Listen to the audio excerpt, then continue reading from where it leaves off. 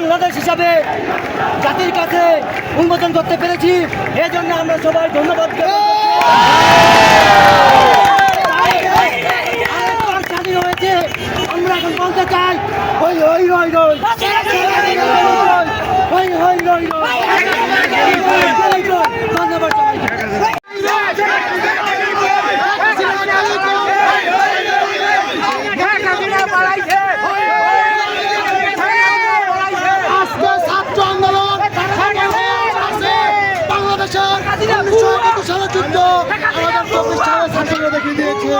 ইনশাআল্লাহ এই ছাত্র আন্দোলন চলবে যতদিন পর্যন্ত ছাত্রদের স্বাধীন করতে না পারবে। দেওয়ার জন্য প্রস্তুত।